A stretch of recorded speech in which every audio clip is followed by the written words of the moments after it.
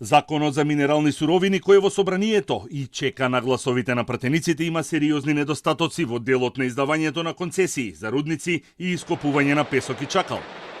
Ова е заклучокот на денешната дебата во рамките на кампањата Разбистри се, на која беше најавено дека сите забелешки, но овој пат во форма на амандмани, ќе бидат доставени до собранието. Транспарентноста при издавањето на концесиите за рудници е незадоволувачка и при тоа не се евалуираат негативните ефекти од отварањето на рудник. Клучен проблем е што правната битка на локалното население, откако концесијата е издадена, е однапред изгубена. Се доделуваат концесии без учество на јавност, се носат одлуки без можност да се испратат забелешки, да се дадат коментари согласно Архуската конвенција.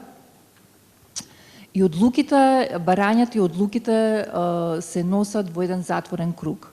Ние ќе останеме сега амандмански да видиме пратениците во собранието, дали ќе имаат слух за ова, бидејќи според нас овој закон, ако остане вака, ние ќе ги имаме повторно истите проблеми, ќе ги перпетуираме, каде што ќе се носат одлуки за концесии кои потоа нема да може да се раскинат. Голем број на забелешки се и околу ископот на песок и чакал од коритата на реките, кој не се решава ниту со овој закон, ниту со законот за води. Ископот, наместо за заштита од поплави и регулирање на коритата, се врши исклучиво за комерцијални потреби.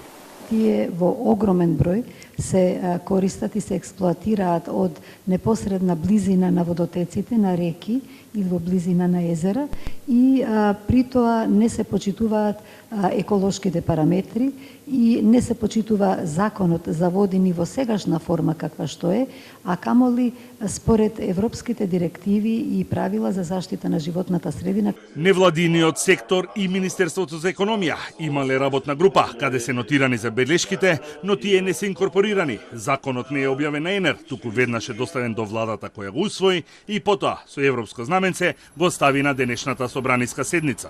Очекувавме дека ќе биде објавен на ЕНЕР законот и дека ќе има јавна расправа каде што ќе може да се доработи, но меѓутоа тоа не го направи Министерството за економија, поскратена поскапа го достави до владата, владата го усвои, како што кај нас нели побрзи постапки се случуваат некои работи и веднаш го испрати до собранието.